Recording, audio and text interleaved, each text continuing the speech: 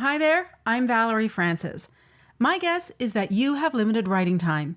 And since you're here, you're curious about story theory and how it can help you write a story your readers will love. Well, I have good news for you. No matter what your current skill level is, if you're ready to deepen your understanding of how stories work, the Storytelling Fundamentals webinar series might be for you. These 90-minute sessions are laser focused on the topics you need most. I'll be covering everything from developing characters we love to how to write a page turner. My specialty is helping authors like you put theory into practice. Don't wonder whether your story is working. Use these tools to know that it is.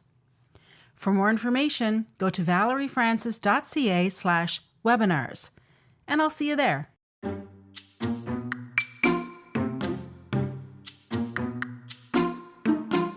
If you want to write stories your readers will love, there are 3 things you need to do. Understand storytelling principles, see how other writers have applied those principles, and then you've got to use them in your own work. Here on the Story Nerd podcast, our goal is to demystify story theory. We'll help you with the first 2 steps so that you can get started with the third. My name is Valerie Francis. I'm a writer and literary editor, and I focus on stories by, for, and about women. And I'm Melanie Hill, writer, editor, and poet, and I have a passion for spy stories, fairy tales, and master detective novels. On today's episode, Melanie pitched Manchester by the Sea so that we can study stakes. This 2016 film was directed by Kenneth Lonergan from a screenplay by Kenneth Lonergan. Of course, there will be spoilers because we can't talk about the movie without talking about the movie. And one piece of advice, bring your Kleenex. As always, we would love it if you could give the show a rating and review. For Apple Podcast listeners, you can do it right from your phone. Just go to the show's landing page, scroll to the bottom, click 5 stars. It's that simple. All right, Melanie, at this point in the episode, we usually talk about genre. But we're not going to do that this week. Why is that? No, because there's 2 reasons. I think this movie stayed with us and was heavy with us all week.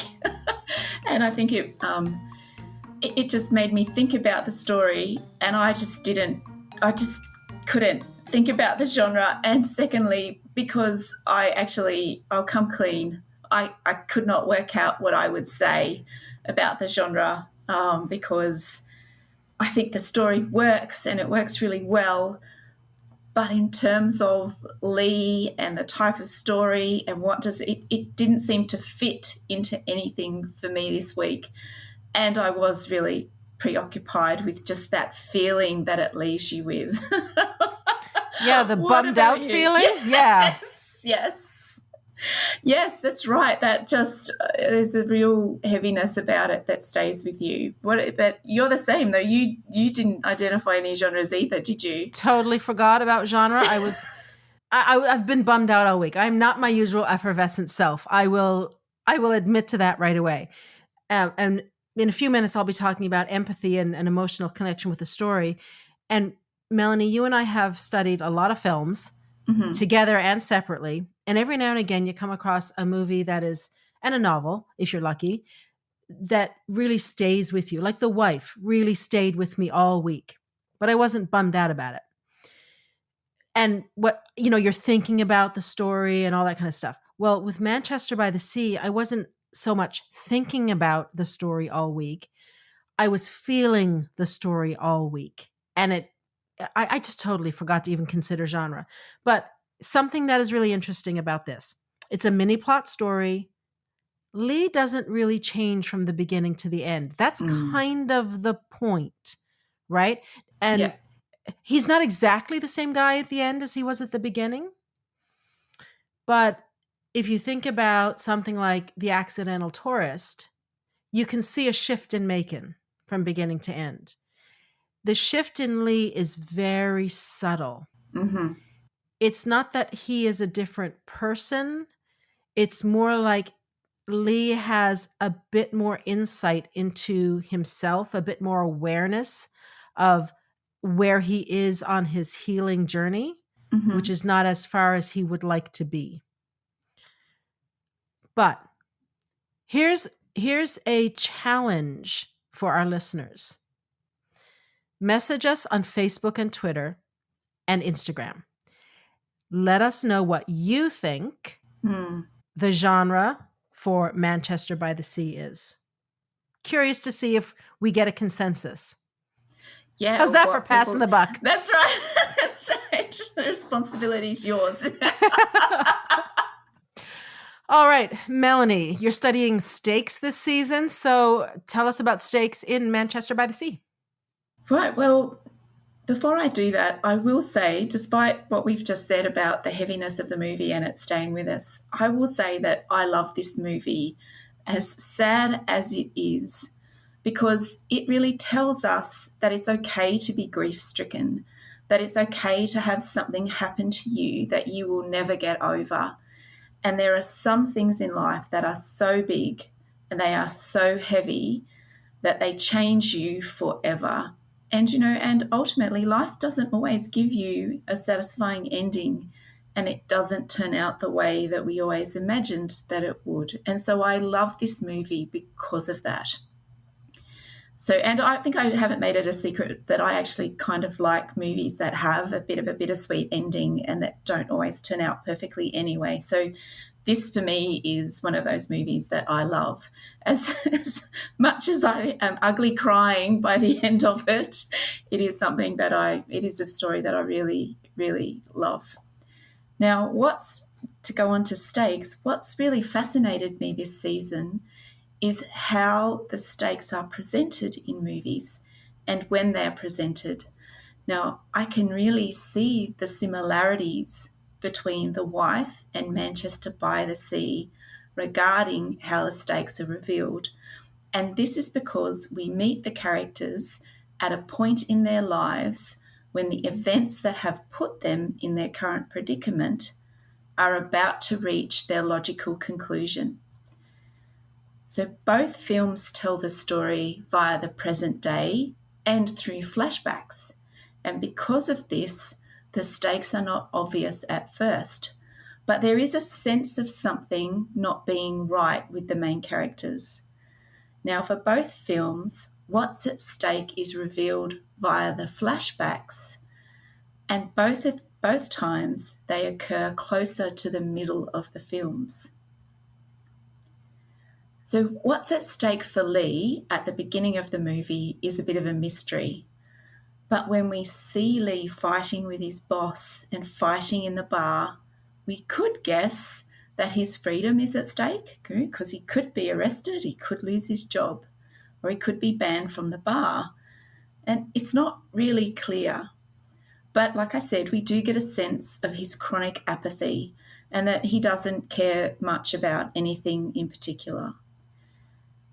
And then when he gets the phone call that causes him to leave the city, we don't know what's at stake there either, but it must be serious. So he goes to the hospital and we learn that someone has died, and it's his brother who had a heart attack. So we do know from the early flashbacks scenes that Lee and Joe, his brother, were close. So we get a partial explanation to why Lee is in Manchester, and also why he goes to tell his nephew Patrick the bad news.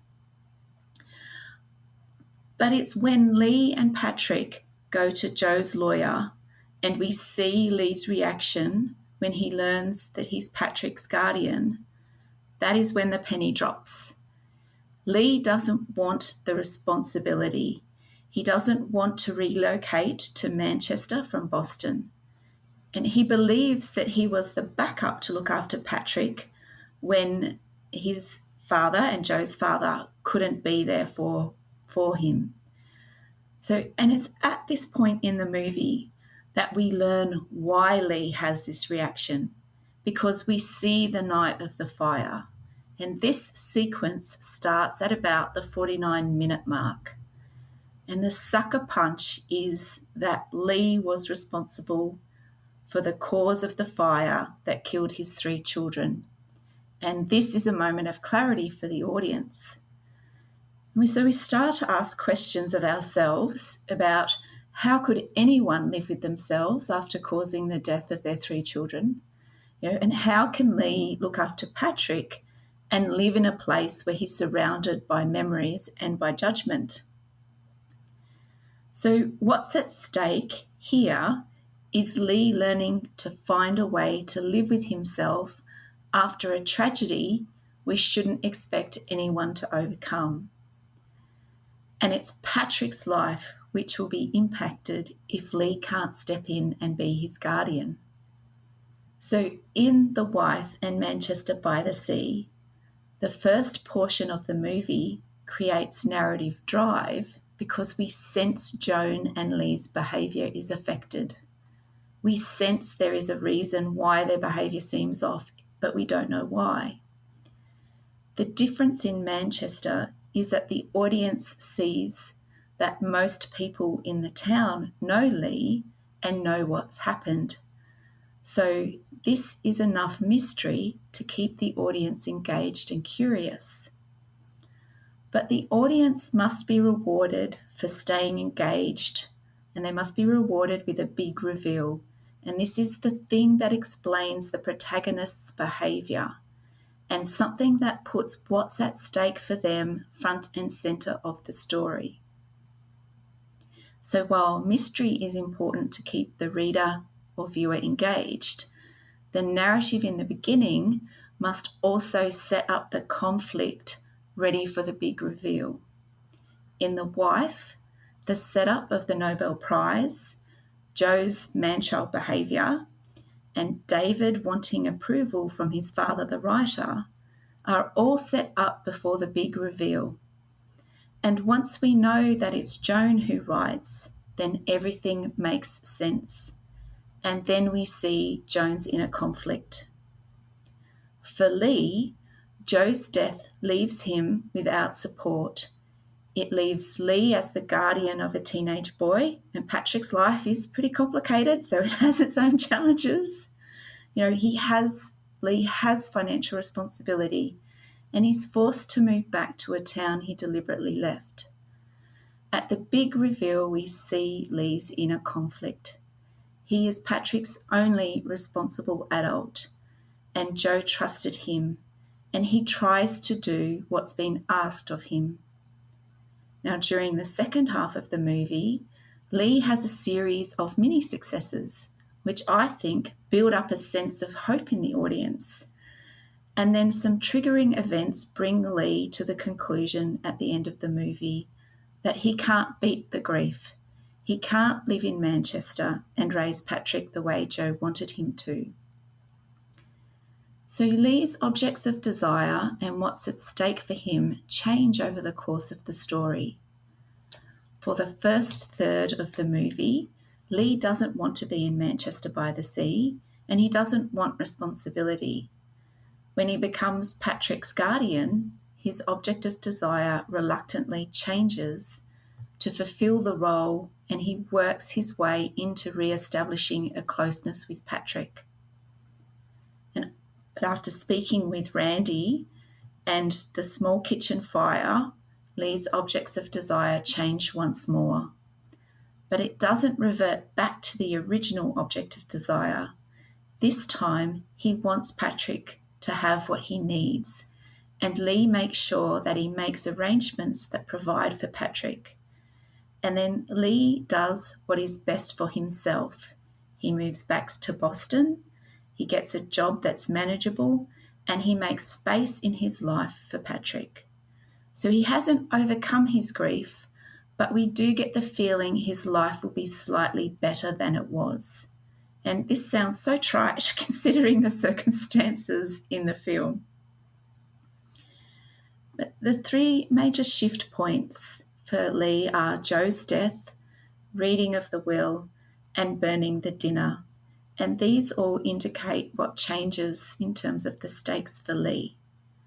So for writers, over the course of a story, a character moves closer to and further away from their object of desire, and it's the distance between the character and their object of desire that raises or lowers the stakes.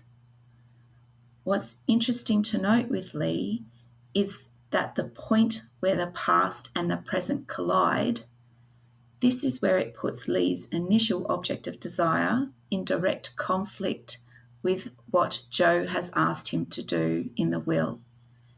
And at the point of crisis, when Lee burns the dinner, it's Lee's original object of desire that returns, and this time it can't be ignored.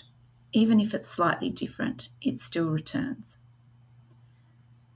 So there's also a very important character development lesson in this movie for us as writers, and it's rooted in understanding the human condition.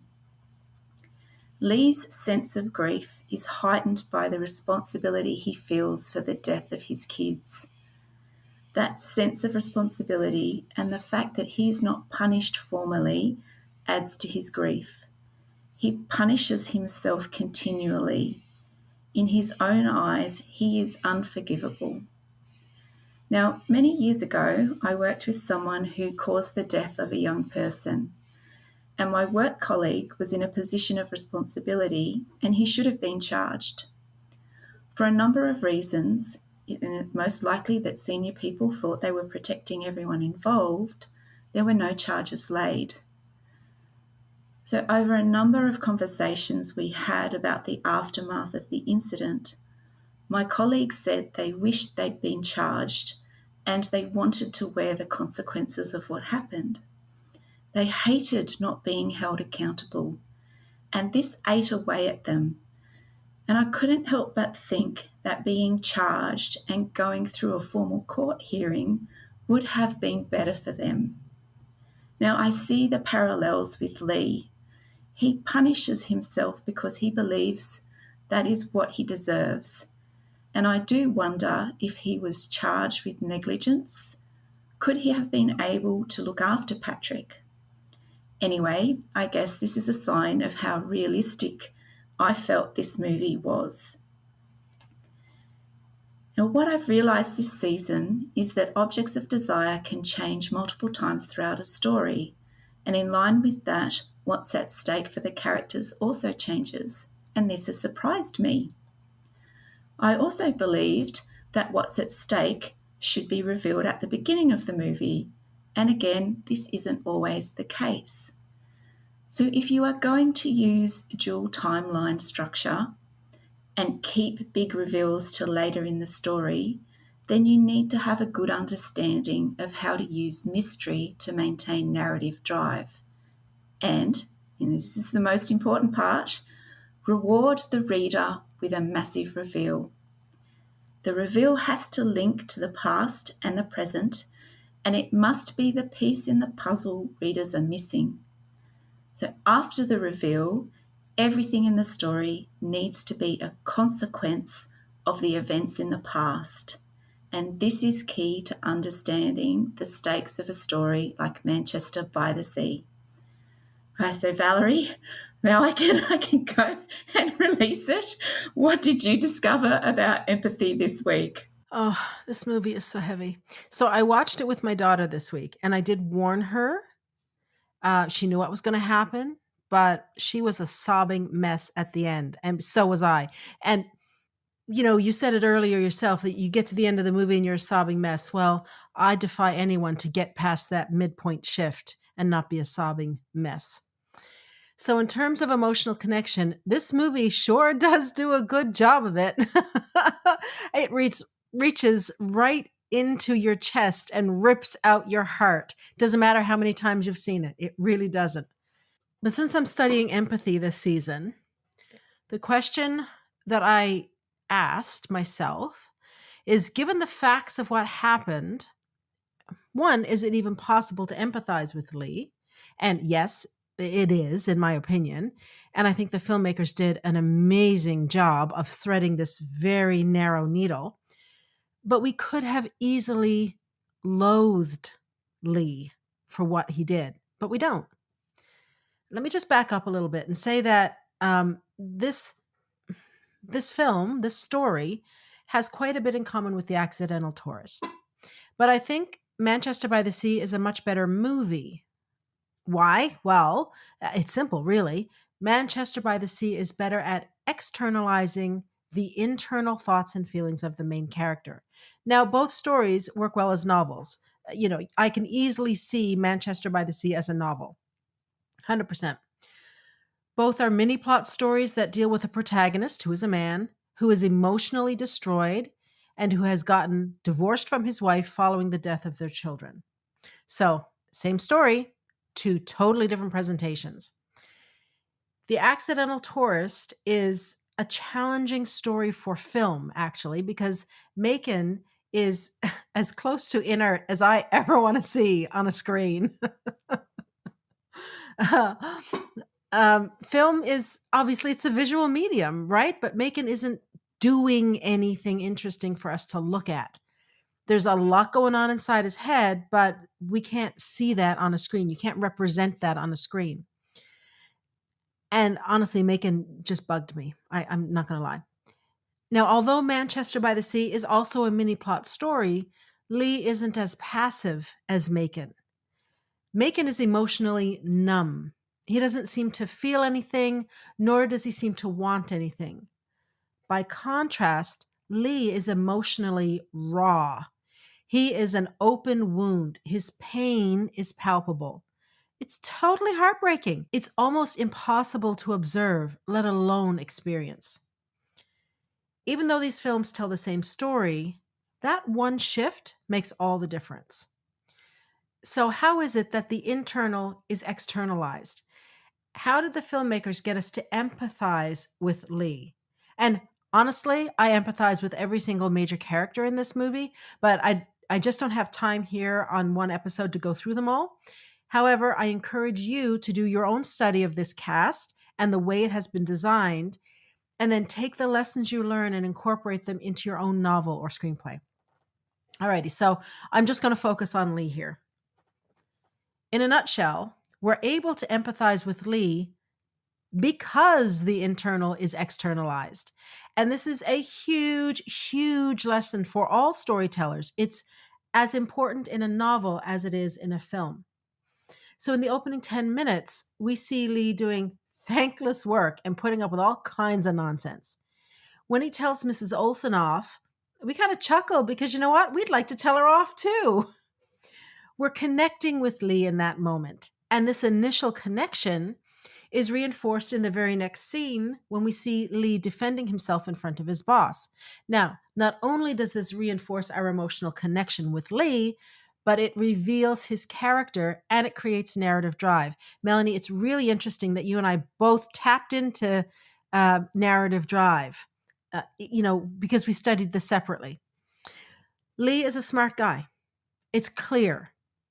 It's obvious that he knows his rights. He knows what just behavior is. And this idea of justice is a defining characteristic for Lee. The question then is, what is a man like this doing in such a thankless job? In the next scene, he picks a bar fight, but we don't know why. Like, it's not adding up. And so rather than just confusing us, which it could if it's not executed properly, it's planting questions in our mind. Questions we have to hang around for to get the answers to, and that's what narrative drive's all about. If you think back to the episode we did on As Good as It Gets, I said that readers don't want a nice protagonist. What they want is an interesting protagonist. As storytellers, what we're after is fascination. All right, in the first 10 minutes of Manchester by the Sea, Lee has revealed himself to be an interesting character. There's no doubt about it. We are curious about what makes him tick, and we want to know more. The narrative drive in this movie is brilliant. It just is. Melanie, you picked up on it. I've picked up on it. It's a quiet movie, right? It's a character-driven story. It's about the internal, emotional journey of a broken man, and we cannot take our eyes away from it, as heartbreaking and as heart-wrenching as it is. In that way, it's much like A Man Called Ove. No, the original film, not A Man Called Otto, the remake, because I haven't seen that one. I don't know. And the novel as well, A Man Called Ove. So if you want to know more about narrative drive, specifically as it relates to a character-driven story, Manchester by the Sea is an excellent film to study. It's also a great film to study if you want to learn how to do flashbacks and nonlinear timelines. And Melanie, you picked up on this as well. I mean, we could go off and just talk about these things for, 4 or 5 more episodes, but my focus is on empathy, so I'm going to stick with empathy and I'm going to stick with Lee. So this doesn't become a 6-hour podcast episode. We know something is going on with Lee. but we don't know what. He's a troubled man when the story opens, and then on top of it, his brother dies. And then he has to break the news to his nephew. Then he refers to Randy as his wife rather than his ex-wife. So obviously, he's got unresolved issues there. Now, he doesn't cry, he doesn't lash out. He kind of does a little bit, but it's so mild and it's forgiven immediately. So it doesn't really count as a good old-fashioned lash out. And Lee's voice is monotone. He has shut down. Whatever happened to this man, it's significant. And we feel for the guy. When it comes to empathy, this is the point that most stories stop. It would be enough to know that Lee hasn't recovered from the breakdown of his marriage. We can empathize with that, especially if the story continues to show us that Lee is still in love with his ex-wife and that whatever tore them apart, it wasn't a lack of love. But Manchester by the Sea shows the viewer no mercy. Oh, none. It forces us to share every single ounce of Lee's pain. Listen, I have been off my game all week because of it. I have been a sobbing mess for a week because of this. And I've been hugging my daughter constantly. I've been driving her crazy. Oh, I've seen this movie at least a dozen times, and I am still destroyed at the end of it. I am emotionally exhausted every single time. This week was no exception. I mean, just thinking about it now, Melanie, I have to laugh because otherwise I'm going to burst into tears right here on the show. I'm with you. I was like holding it. I was barely holding it together reading some of my script too. It's powerful stuff, hey? Brutal. Scene after scene, we get these little drips of information, which is what creates such great narrative drive. And each little bit of information that we get deepens our empathy and it piques our curiosity. So I just want to give you a couple of highlights. When Lee and Patrick arrive at the hospital, Patrick starts to get out of the truck just as Lee pulls away. Lee yells at him because there could have been an accident, and then he apologizes. He says, "I'm sorry, I just get scared." Not that he got scared in that moment, he gets scared. This is where the line writing is so important. Every word on the page matters. This is key, right, to understanding Lee. He lives, present tense, he lives in fear that history will repeat itself. When the house burns down and the children are inside, listen, to say it's a nightmare is an understatement. Randy collapses, like you would, and she's taken away in an ambulance. And the whole thing, the paramedics can't even get Randy into the ambulance properly. And it's heartbreaking. It's just heartbreaking. Somehow Lee is still standing, and even he doesn't seem to understand how it's possible that he hasn't collapsed himself. Now, at this point, this is the point when it would be very easy to lose your audience if you're writing a story like this, because it's really easy to hate Lee in this moment. He was drunk. He and his friends were smoking a joint and doing cocaine. Cocaine in a house, your family home when your 3 little children are upstairs? Like, so not cool. He was careless, and his carelessness led to the death of his 3 children, and it very nearly led to Randy's death as well. Now, I'm not going to lie. As a mother, there's a part of me that wants to throttle this guy. In this moment, the empathy, the audience's empathy, is with Randy. So, what the filmmakers do next, what the storytellers do next, is crucial. Because you don't want to lose your audience, right? You don't want your protagonist to suddenly be the bad guy of the story. We see Lee talking to the police. We see him telling them what happened. We see him collapsing and Joe, his brother, holding him up. Then the film cuts to present day, and we're back in the lawyer's office, and we suddenly understand why it is that Lee doesn't want to be Patrick's guardian. He's terrified that he will hurt Patrick somehow. Not intentionally. He loves Patrick. That's well established. But he loved his children too. That was also very well established. He was a good family man. Lee is afraid that his carelessness will get Patrick hurt. Lee does not trust himself. Now, again, just this would be enough to lock our empathy in until the end of the film. I mean, my God, it's clear he blames himself and that all these years later, he has not recovered from that night. But like I said, this film shows the viewer no mercy. Lee's emotions run much deeper, and we have got to share in them. That's empathy, right? The movie then cuts back to the past. It looks like it's the day after the fire, or that morning of the fire. Lee is giving an official statement to the police. He's in the cop shop. We hear him confessing to everything. He is not making excuses. He's not blaming his friends. He's not naming names. He is taking all of the responsibility. We know that his intention was to care for his wife and children. He lit the fire because it was cold, freezing, in fact. And the central heat dries out Randy's sinuses and gives her a really bad headache. So he was thinking about his family. He was trying to care for them. But he forgot to put the screen in front of the fireplace. It's a simple mistake. It could happen to anyone, even someone who is wide awake and completely sober. It was a mistake made by a man who loves his family. Now, remember a few minutes ago I said that justice and a sense of what is and is not fair is a defining characteristic for Lee. Well, this is why. The police take his statement, but they don't charge him with anything. And they say, look, Lee, you made a horrible mistake, like a million other people did last night. We're not going to crucify you. It's not a crime to forget to put the screen on the fireplace. Now, Lee can't understand how he could possibly be allowed to go back home. He wants justice for the deaths of his children. He wants to pay for his mistake.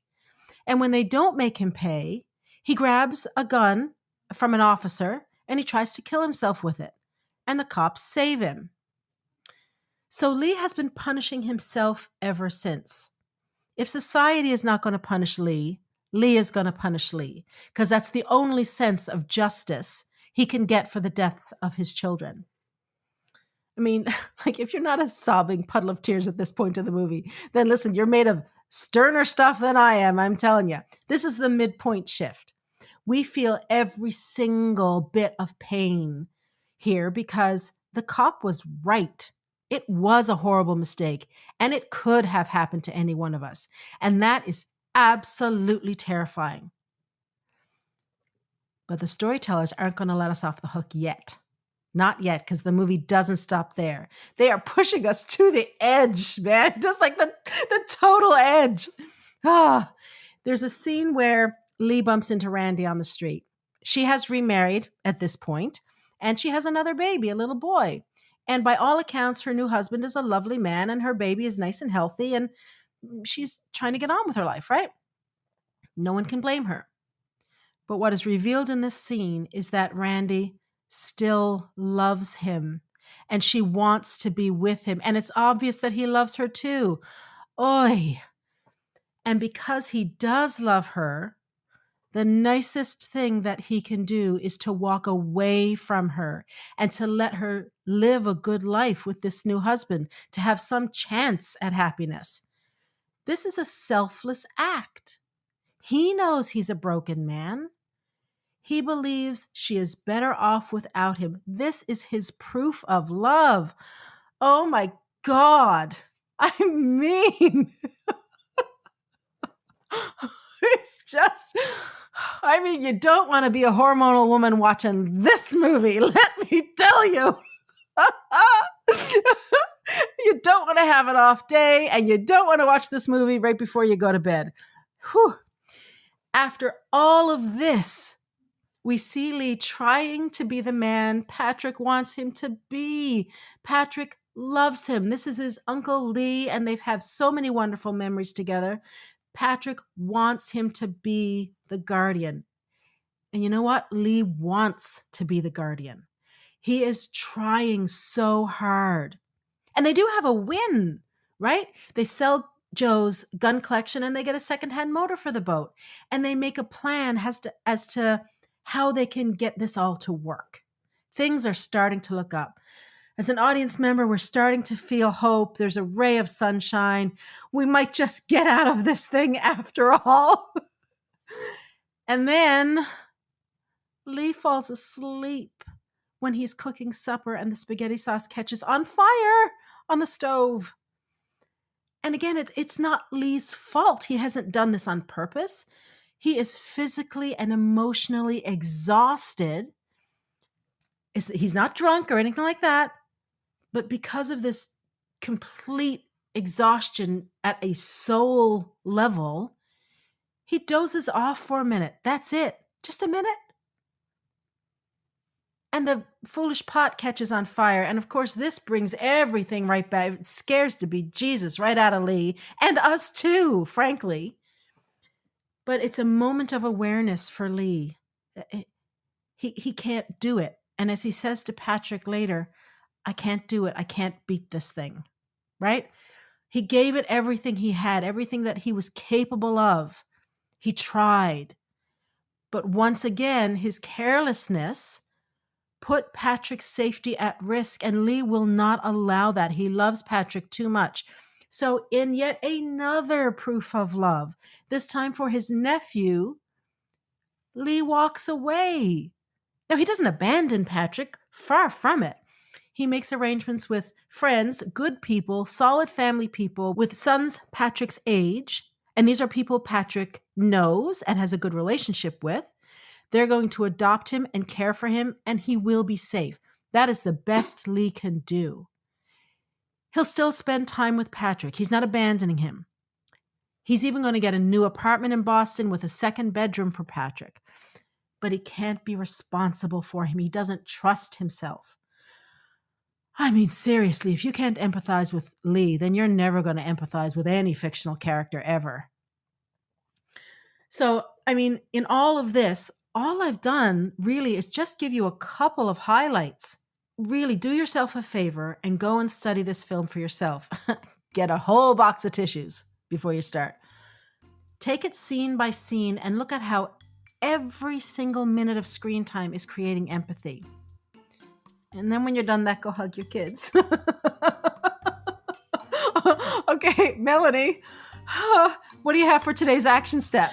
Right. Well, so if you have dual timelines similar to Manchester by the Sea, ask yourself, do your stakes become obvious when the big reveal is made?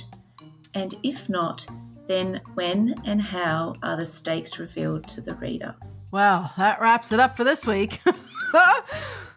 Join us again next week when we do WALL-E. Come on, WALL-E. Let's do a Pixar movie just to lighten the mood a little. To support the show, please leave us a rating and review and tell your writer friends about us. For access to writing templates and worksheets and more than 70 hours of training, subscribe to my Inner Circle by visiting ValerieFrancis.ca/Inner Circle and follow me on Twitter and Instagram at Valerie_Francis. And if you'd like to get Melanie's tips about books to help you read like a writer, visit Melanie on Facebook and Instagram under Melanie Hill Author, or find out more about her at melaniehill.com.au. And remember, story theory doesn't have to be difficult. It's a tool to help you write more, not less. So take it one step at a time and have fun.